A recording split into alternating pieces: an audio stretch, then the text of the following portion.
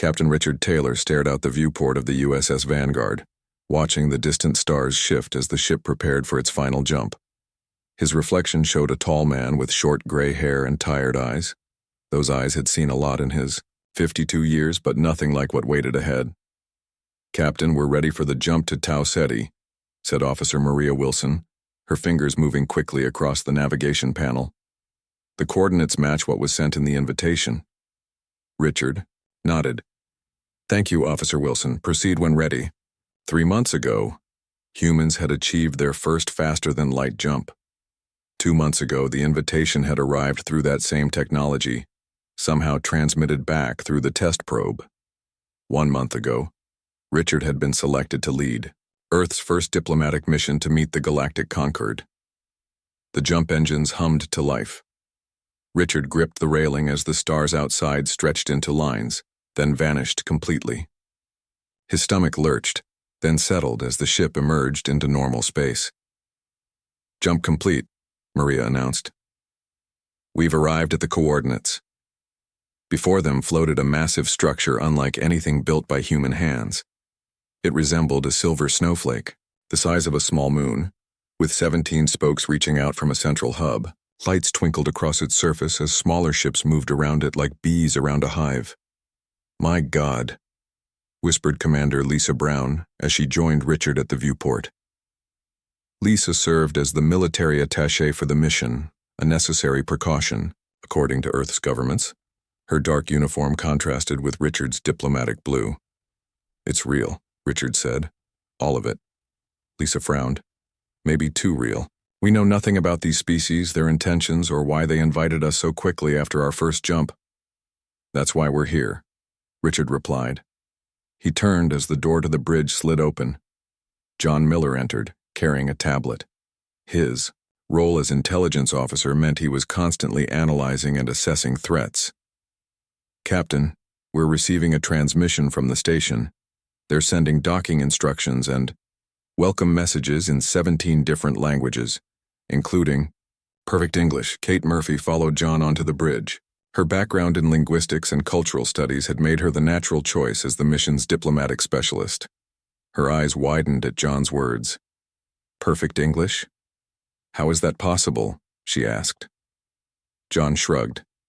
"They must have been watching us for some time." "That's unsettling," Lisa said. "That's opportunity," Kate countered. She had pushed hardest for accepting the invitation. "Think about what we can learn from them." Richard listened to his team debate as he watched the station grow larger in the viewport. Somewhere on that structure were beings from 17 different worlds waiting to meet humans for the first time, or perhaps not the first time, given their knowledge of English. "Dr. Peters to the bridge," Richard called over the intercom. Moments later, Dr. William Peters arrived. The historian had been added to the mission to provide context about human development and society. "Yes, Captain?" William asked. "We're about to make history," Richard said. "I want all senior staff present." Dr. Susan Carter arrived last, medical kit in hand as always. As the ship's physician, she would be responsible for ensuring the human delegation remained healthy in potentially alien environments. "Docking procedure initiating," Maria announced. "Station control is guiding us in." The Vanguard shuddered slightly as external mechanisms took control. Through the viewport they watched as one of the station's docking bays opened like a blooming flower. "They're hailing us again," John reported. "Video this time." Richard straightened his uniform.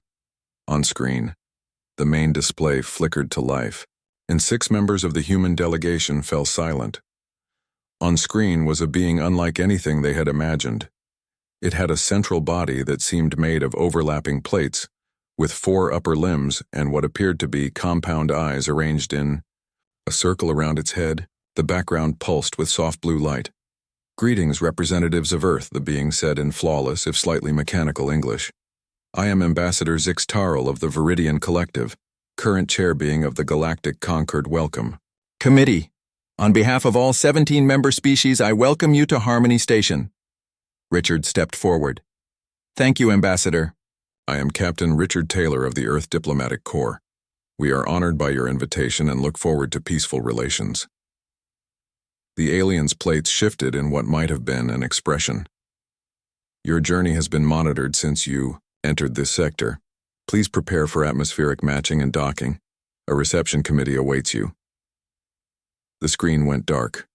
Well, Kate said, breaking the silence. That happened. Did you notice the translation delay? John asked. Almost imperceptible, but there was a fraction of a second lag. Lisa turned to Richard. Captain, I recommend minimal initial contact. Just you and Kate until we better understand the situation. Richard shook his head. We go as planned. Full delegation. We were invited here as representatives of Earth, and that's what we'll be. The ship eased into the docking bay, metal clicking against metal as the airlocks aligned. Status lights turned from red to green. Environmental scan shows breathable atmosphere, Susan reported. No detected pathogens, though my equipment has limits with alien biology. Everyone remember the protocols, Richard said. No sudden movements, follow diplomatic procedures, and above all represent humanity with dignity. Lieutenant Steve Davis, head of security, distributed the universal translators developed for the mission. These should help if their translation systems fail, he said. As they gathered at the airlock, Richard felt the weight of 7 billion humans on his shoulders. Whatever happened next would define humanity's place among the stars. The airlock hissed open. Beyond it stood representatives of 5 different species. Besides the insectoid Zixteral, there was a being that seemed made of flowing water contained in a transparent suit. A tall avian creature with iridescent feathers, something that looked like a living crystal formation, and a small floating entity wrapped in mist. Welcome to Harmony Station, Zixteral said, upper limbs performing a complex gesture. Please follow us to the reception area. As the human delegation stepped through the airlock, they didn't notice how the alien representatives subtly moved back, creating more space between themselves and the humans. They didn't see the nervous fluttering of the avian being's feathers or the rapid color changes in the crystalline entity. Richard smiled and extended his hand in greeting, unaware that this simple human gesture would be the first of many misunderstandings that would soon label humans as the most terrifying species in the galaxy. The reception area of Harmony Station amazed the human delegation. Massive viewports showed the star system in all directions. 17 different flags or symbols hung from the curved ceiling, representing each member species of the galactic Concord. Richard Taylor walked slowly, taking in the sights. The room adjusted its gravity, temperature, and lighting automatically as they moved through different sections. Some areas were warmer, others cooler. Some had higher gravity, others almost none. This is incredible, Kate Murphy whispered to him. Look how they've designed the station to accommodate all different life forms. Ambassador Zixteral guided them to a central platform where seats of various designs formed a circle. Please make yourselves comfortable. These have been prepared based on our studies of human physiology. The seats looked normal enough, though Richard noticed they were sturdier than necessary. He sat down next to Kate, while the rest of the human delegation took their places. Around them, representatives of the alien species began to gather. Allow me to introduce the primary representatives, Zixteral said. The insectoid being's voice came through their translators clearly now. Grand Emissary Norpak of the Calistan Republic. The liquid being in the transparent suit moved forward and made a rippling motion. First speaker Eloshi of the Catan Dominion. The tall avian creature bowed, colorful feathers catching the light. Elder crystalline mind of the Void-born. The crystal formation shifted, surfaces reflecting light in complex patterns. And Mist Counselor Veth of the Etherian Communion. The small floating entity wrapped in mist pulsed slightly. Zixteral continued. These are just 5 of our 17 member species. Others will join us throughout the conference. Richard stood and bowed slightly. On behalf of Earth, we thank you for this welcome. I am Captain Richard Taylor. With me are Commander Lisa Brown, our military attaché, Dr. William Peters, R.A. historian, Dr. Susan Carter, our physician, Kate Murphy, our diplomatic specialist, John Miller, our intelligence officer, and Lieutenant Steve Davis, our security liaison. As Richard introduced each person, he noticed subtle reactions from the aliens. When he mentioned Lisa's military role, the avian Eloshi's feathers flattened. When he introduced Steve as security, the crystal being seemed to dim slightly. "We have prepared a schedule for cultural exchanges," Zixterral said. "Today we'll focus on basic introductions in history. Tomorrow we'll address biological and physiological matters. The following day we'll cover governmental structures and military protocols."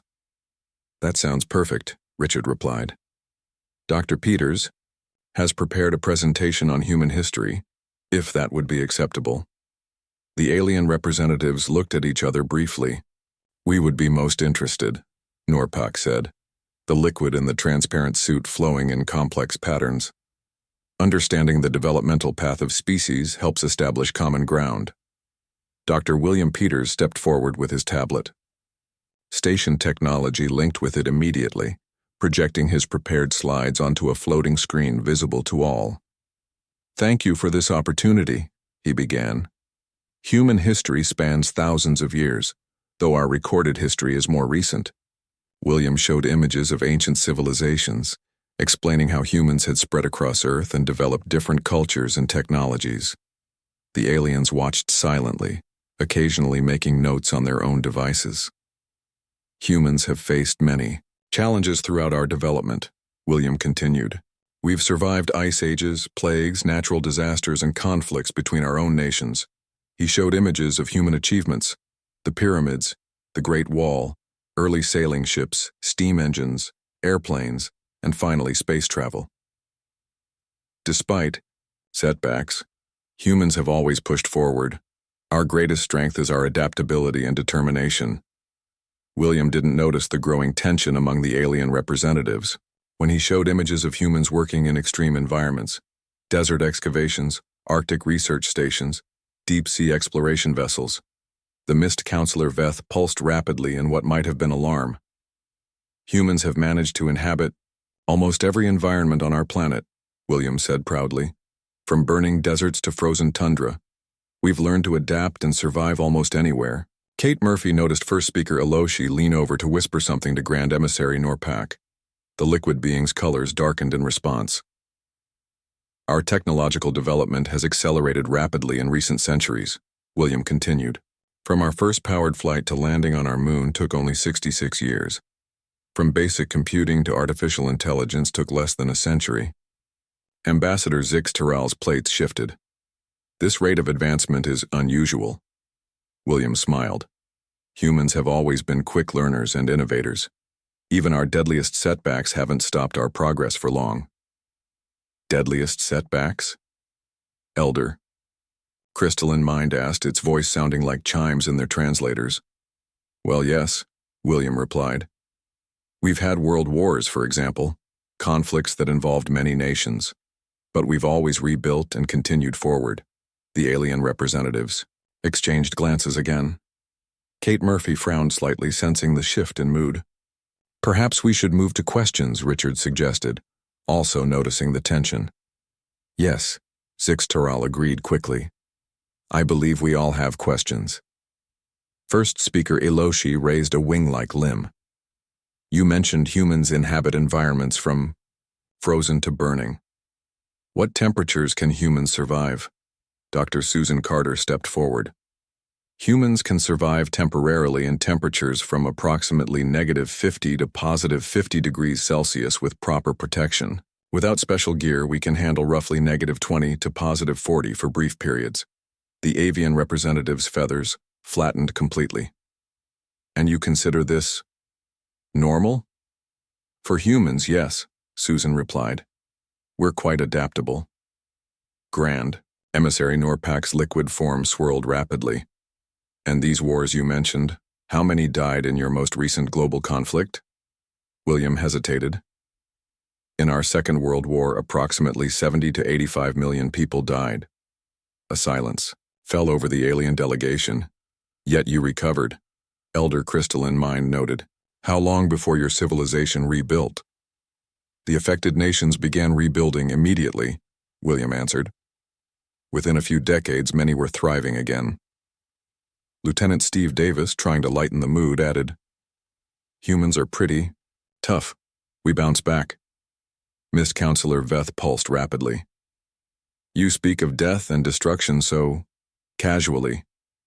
Richard sensed the conversation was going poorly. We view our history honestly, both the achievements and the tragedies. We learn from both, Kate Murphy tried to redirect. We're very interested in learning about your species' histories as well. Cultural exchange should go both ways. Indeed, Zix Taral said, plates clicking slightly. However, I believe we should take a brief recess to process this information. As the alien representatives moved away to converse among themselves, Kate pulled Richard aside. Something's wrong, she whispered.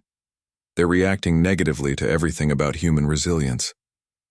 I noticed, Richard replied quietly. They seem almost afraid of our adaptability. On the other side of the room, the alien representatives spoke urgently to each other, occasionally glancing at the humans. They described surviving temperatures that would kill 3 of our member species, Iloshi said, feathers still flat against its body, and casual mention of 80 million deaths. In a single conflict, Norpak added, its liquid form dark with concern. Their adaptation rate is concerning. Elder Crystalline Mind chimed. No species should advance from primitive flight to faster-than-light travel in such a short time. Zix Terrell's plates shifted nervously. We must learn more before drawing conclusions, but increase security around their quarters, and schedule a leadership meeting tonight after the humans retire. The humans remained unaware that their honest presentation of human history and capabilities had just classified them as potentially the most dangerous species the Galactic Concord had ever encountered. The next morning, Richard Taylor noticed more security drones floating in the corridors as he led his team to the meeting hall.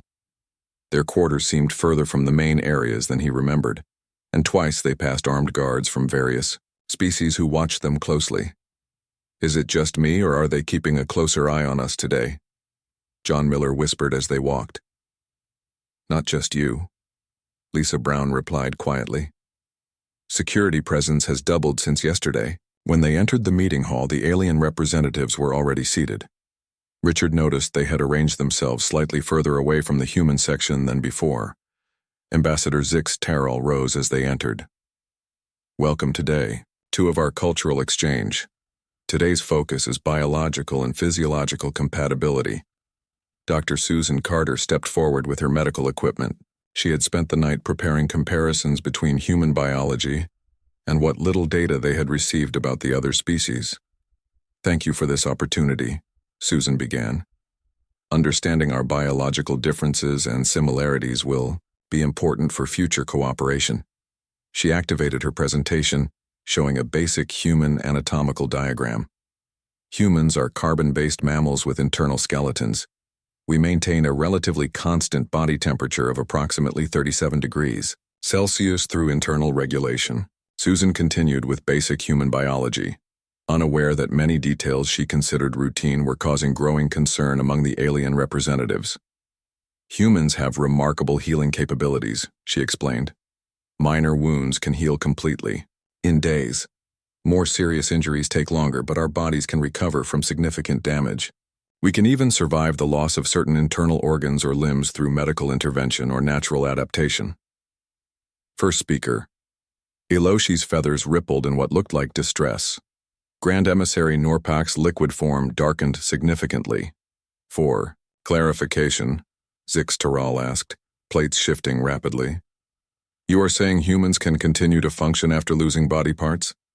Well, yes, Susan replied. It depends on the part, of course. We have many redundant systems. Humans can live with 1 lung, 1 kidney, partial liver function. We can adapt to the loss of limbs with prosthetics. Our bodies are quite resilient. The Mist Counselor Veth pulsed rapidly. And your pain response? How do humans respond to physical damage? We feel pain as a warning system, Susan explained. But humans can often continue functioning despite significant pain. Our bodies release chemicals like adrenaline that can temporarily override pain sensations in emergency situations. Elder Crystalline Mind's surfaces dimmed. You can ignore pain signals? To an extent, yes, Susan said. In extreme situations, Humans have been known to perform remarkable feats despite serious injuries, Lieutenant Steve Davis nodded. I once carried my friend for 2 miles with a broken ankle during a hiking accident. You do what you need to do. The alien representatives stared at him. The human delegation didn't understand that for most species, in the room a broken bone would render an individual completely immobile and likely unconscious from pain. Susan continued her presentation. Humans are omnivores capable of digesting both plant and animal matter. We can adapt to many different diets based on available resources. You consume other living creatures? Grand Emissary Norpak asked, colors swirling in apparent distress. Many humans do, yes, Susan replied cautiously, though some choose plant-based diets for ethical or health reasons. Kate Murphy, sensing growing tension, cut in. Perhaps it would help if we understood more about your species' physiologies as well? Zixiteral's plates clicked. Yes, comparison would be enlightening. The Viridian Collective are what you might call insectoid. We cannot regenerate lost limbs or body segments. Injury to one of our primary nerve clusters is typically fatal. Grand Emissary Norpak spoke next, liquid form still dark. Calistans require constant liquid immersion. We cannot tolerate temperature variations of more than 5 degrees from our optimal range. Physical damage to our containment membranes is almost always fatal. As each species described their physical limitations, the humans grew increasingly aware of how different they were. Most species could not heal from significant injuries. Many had extremely limited environmental tolerances. None could function through what humans would consider moderate pain.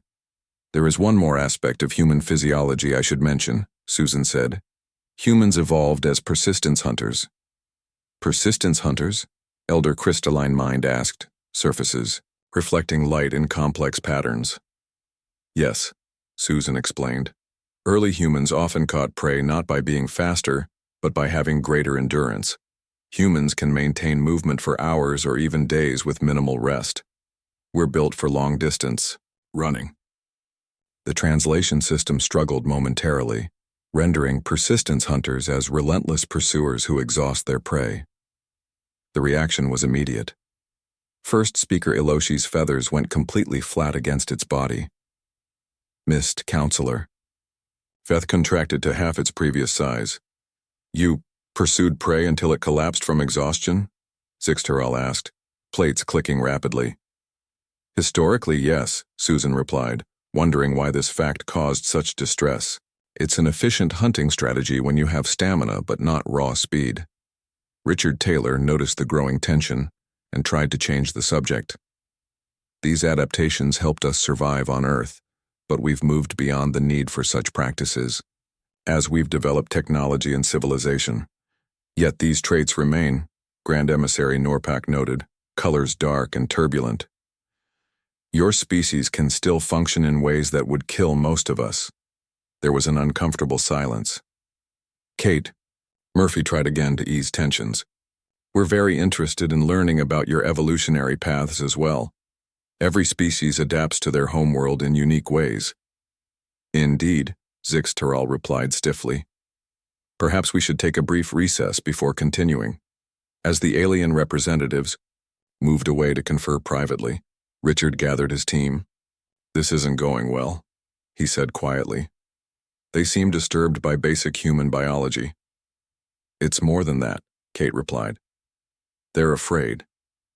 Did you see how they reacted to Steve's comment about carrying his friend? Or Susan's explanation of persistence hunting? They think we're dangerous, Lisa Brown concluded. Everything we're telling them about ourselves is scaring them. John Miller nodded. From their perspective, we're describing capabilities that seem almost like superpowers, surviving extreme temperatures, continuing despite injuries, hunting by exhausting prey. But these are just normal human traits, Susan said, confused. Nothing special by our standards. Richard looked across the room where the alien delegation was having an animated discussion, occasionally glancing at the humans with what seemed like concern or fear. To them, we're not normal, Richard said finally, and we need to adjust our approach before we make things worse. What the humans couldn't hear was the urgent conversation among the alien representatives. They evolved as pursuit predators. Hiroshi was saying, feathers still flat. The Catan would be helpless against such tactics. And they can continue functioning after physical trauma that would kill most of our species, Norpak added. We must increase security immediately, Zix-Tarl decided, and alert the full Concord Council about these developments. As the humans watched, more security drones entered the hall, taking positions around the perimeter. The misunderstandings were growing deeper by the minute. That afternoon, Commander Lisa Brown found herself alone in a smaller meeting room with the military representatives from each species. The human delegation had split up to attend different specialized sessions. Richard had suggested this might help build better understanding in smaller groups. Lisa sat at a round table that accommodated the various body types of the alien military officials. To her left was Wing Commander Tirleth of the Catan Dominion, the avian species. To her right was Defense Coordinator Vox, a crystalline entity from the Voidborn. Across from her sat Security Director Mulat, a smaller version of Ambassador Zix-Tarl from the Viridian Collective. Thank you for this opportunity to discuss defense protocols, Lisa began. Understanding each other's military capabilities and concerns will be important for future cooperation. Indeed, Security Director Mulat replied, plates shifting slowly. We are particularly interested in human military structure and capabilities. Lisa nodded and activated her presentation. Earth currently has no unified military force. Our planet remains divided into nation-states, each with their own defense forces. However, we do cooperate on many levels. She showed images of various Earth military units explaining basic concepts of armies, navies, and air forces. The alien representatives watched closely, occasionally making notes. Our militaries serve primarily defensive roles, Lisa explained, protecting our citizens, providing aid during disasters, and maintaining peace. And offensive capabilities? Wing Commander Tirleth asked, feathers slightly raised. Lisa hesitated, sensing danger in the question.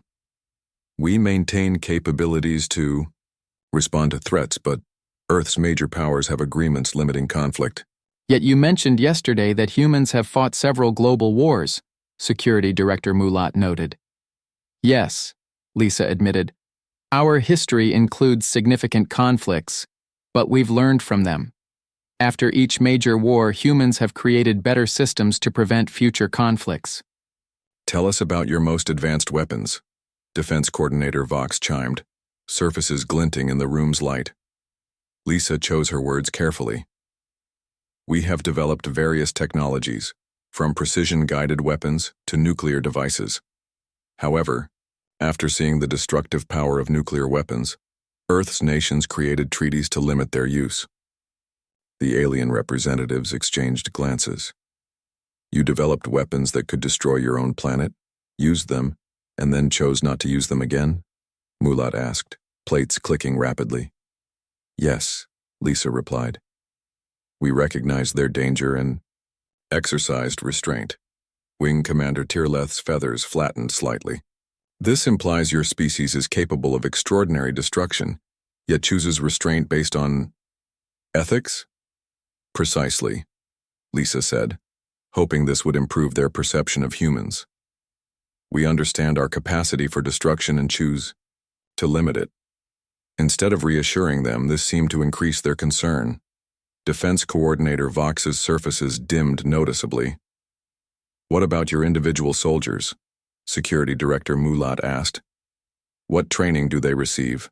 Lisa explained basic military training concepts including physical conditioning, weapons training, survival skills, and tactical instruction. She didn't notice how the alien representatives grew increasingly uncomfortable as she described how human soldiers could operate in extreme environments with minimal sleep or while injured. So your warriors can continue fighting despite physical damage that would incapacitate most species, Wing Commander Tirleth summarized, feathers now completely flat. If necessary, yes, Lisa replied. Human soldiers are trained to overcome pain and fatigue in emergency situations. And how long can humans function without sleep? Defense Coordinator Vox asked. With proper training, humans can remain operational for 2 to 3 days with no sleep, though effectiveness decreases, Lisa explained. With minimal sleep, much longer. Security Director Mulat's plates clicked rapidly.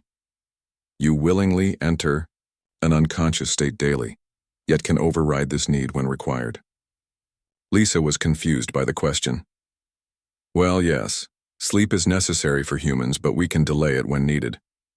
The 3 alien representatives exchanged glances again, clearly disturbed by this information. In another part of the station, Lieutenant O. Steve Davis had struck up a conversation with a junior Viridian diplomat named Kix. They sat in what appeared to be a station recreation area, watching the stars through a large viewport. So what do you do for fun on your world? Steve asked, trying to establish friendly relations. Kix's plates shifted in what Steve had begun to recognize as their equivalent of a smile. Viridians enjoy pattern creation, what you might call art, and knowledge accumulation. We have similar interests on Earth, Steve replied. Many humans enjoy learning and creating art. We also have sports and physical activities. Physical activities? Kix asked. Yes, games and challenges involving physical skill and endurance, Steve explained. Running, swimming, climbing. Tests of strength and speed. Kix's plates shifted rapidly. You exert yourselves voluntarily for recreation? Steve laughed. Of course. It's enjoyable to push your limits. Some humans climb mountains or dive deep underwater just for the challenge and the view. These activities sound dangerous, Kix noted, plates clicking. They can be, Steve admitted. But that's part of the appeal for many humans. The element of risk makes success more rewarding. Kix seemed to process this. Humans seek out potential danger, for enjoyment. Some do, yes, Steve said. Others prefer safer activities. We're quite varied in our interests. Steve didn't realize how alarming this conversation was to Kix, whose species evolved to avoid unnecessary risks and conserve energy whenever possible. Back in their assigned quarters that evening, the human delegation gathered to compare notes from their separate meetings. The room was spacious, but Richard noticed there were now security scanners at the door that hadn't been there before. Something's definitely wrong, Kate Murphy said. The cultural exchange representatives barely spoke. They just asked questions about human social structures and emotional responses. The scientific group was the same, Dr. Susan Carter added. They seemed fixated on our pain tolerance and healing abilities. One asked repeatedly about human adrenaline responses. The military representatives were clearly concerned about our capabilities, Lisa reported. They seemed disturbed by the concept of soldiers continuing despite injuries. John Miller frowned. I've been monitoring station communications as best I can with our limited equipment. There's been a massive increase in secure transmissions since we arrived, and I overheard 2 maintenance workers discussing containment protocols for our section. Richard looked around at his team. It appears we've accidentally frightened our hosts. Everything we consider normal about humans is being interpreted as threatening. But why? William Peters asked. We've been completely open about our history and biology. That might be the problem, Kate replied. Think about it from their perspective. We've told them humans can survive in environments that would kill them, continue functioning despite injuries that would incapacitate them, and have a history of devastating conflicts that we've recovered from quickly. Don't forget we mentioned that humans sometimes seek out dangerous activities for fun, Steve added. Kix seemed shocked by the concept. Richard stood up and paced the room. We need to change our approach immediately. Tomorrow's scheduled topic is governmental structures, but we should focus on human cooperation, art, and peaceful achievements instead. Before anyone could respond, a chime sounded at their door. Richard opened it to find Ambassador Zix Taral standing there with 4 security drones. Captain Taylor, the ambassador said, plates shifting nervously. I regret to inform you that the Galactic Concord Council has requested an emergency session regarding Earth's application for membership. Until the session concludes, we must ask that your delegation remain in your assigned quarters. Richard tried to hide his concern. Is there a problem, Ambassador?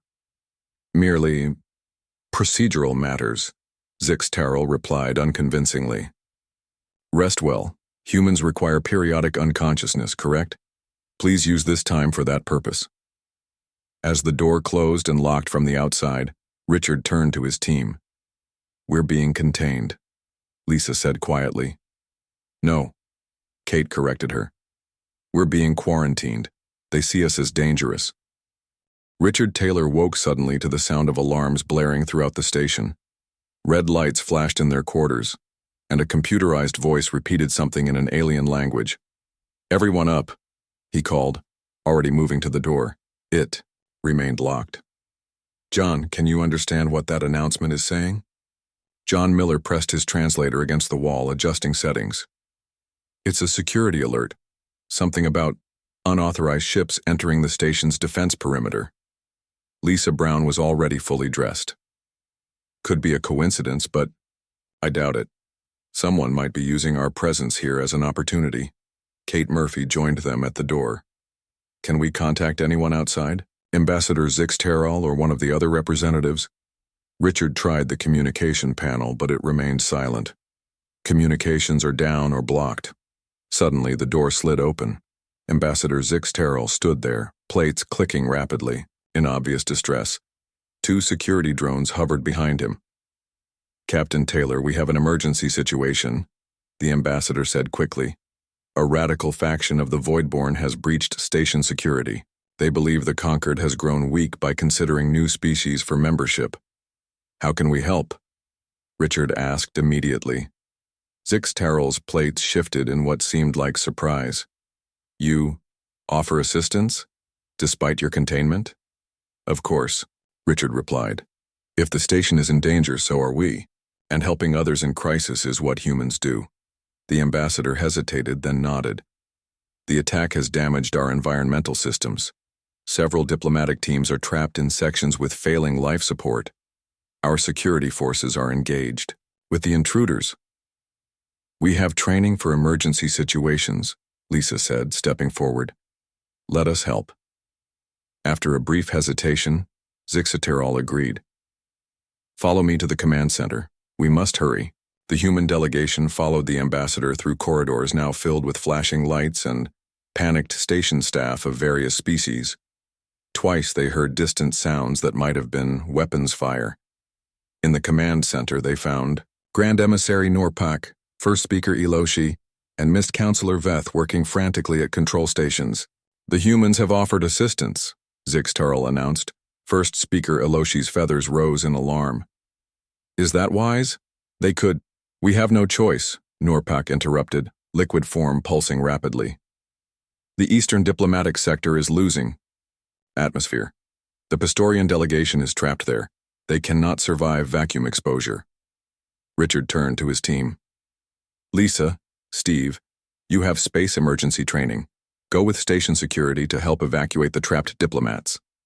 Susan, check if your medical equipment is compatible with alien physiology. They may need emergency treatment. John, William, help with communications if you can. Kate, stay with me. We need to understand the political situation. As his team dispersed to their tasks, Richard turned to Zixtaral. Tell me about these attackers. What do they want?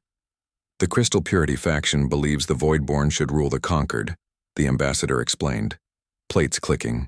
They oppose allowing new species to join, especially, he hesitated. Especially species like humans, Richard finished. They learned about us and decided to act now. Before Zixtaral could respond, a massive explosion shook the station. Lights flickered and several control panels went dark. They've breached the central hub, Eloshi cried, feathers completely flat against its body. The main life support systems are there. Where exactly? Richard asked, already moving toward section C12, Norpak replied. But it's too dangerous. The attackers are heavily armed. Richard activated his communicator. Lisa, Steve, change of plans. Meet me at section C12. We need to secure the life support systems. In the eastern sector, Lisa and Steve had already helped evacuate 6 Pastorian diplomats, small furry beings who were rapidly losing consciousness in the thinning atmosphere. As station security sealed the breached area, They received Richard's call. On our way, Lisa responded. But we'll need weapons. A Viridian security officer hesitated, then handed them 2 energy pistols. Standard security issue, point and press. Lisa and Steve ran through the corridors following station maps to section C12. They met Richard outside the sealed doors to the central hub. Status? Richard asked. The Pistorians are safe, Steve reported. Station security is handling the sector breach. 3 attackers inside according to security sensors, Richard said, examining a small device Zix Terrell had given him. They're crystalline beings like the Elder Crystalline Mind, but more angular in structure. Their weak points are the junction nodes between crystal faces. Lisa checked her weapon. Plan? We go in, secure the life support controls, and subdue the attackers if possible, Richard replied. No lethal force unless absolutely necessary. They nodded to the station security officer who operated the door controls. The massive door slid open just enough for them to slip through.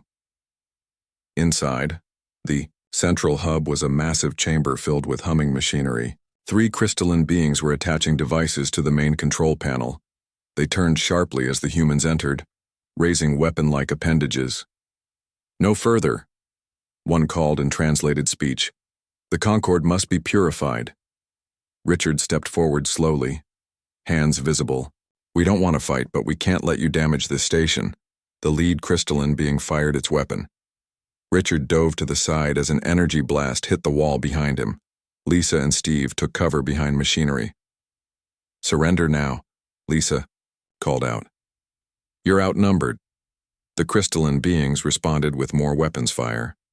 As Richard looked for a way to flank them, he noticed one attacker placing what appeared to be an explosive device on the main life support controller. Richard made a split-second decision. He sprinted from cover, dodging energy blasts, and tackled the crystalline being. The impact sent painful shards into his shoulder and arm, but he managed to knock the explosive device away. Lisa and Steve fired their weapons at the junction points of the other attackers, causing them to temporarily stun and immobilize. The leader recovered quickly and lunged at Richard, crystal edges slicing into his side. Despite the pain, Richard grappled with the being, remembering what he'd learned about their physiology. He struck hard at the junction points where crystal faces met, and the attacker suddenly went rigid.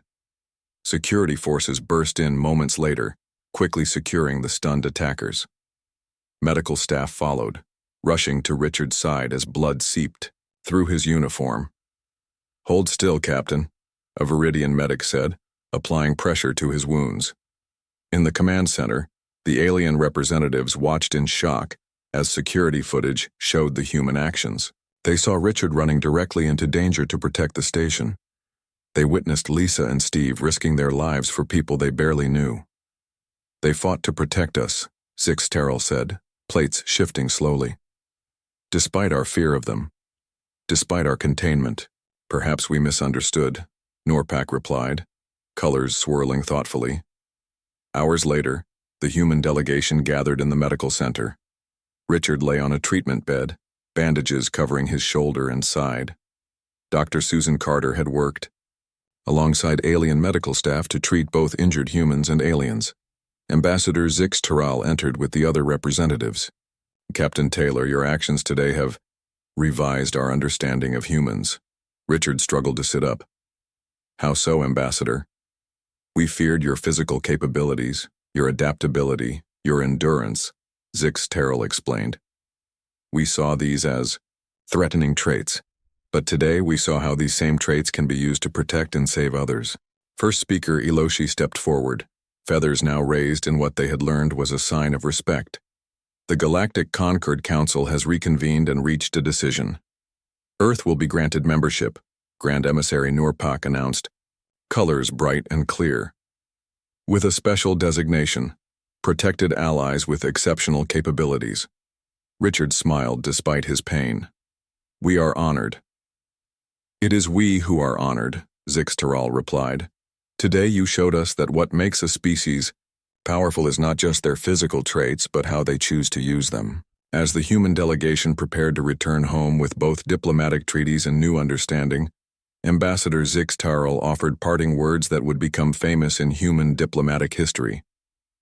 May the stars be grateful that when humans learned to reach beyond their world, they came with open hands rather than closed fists.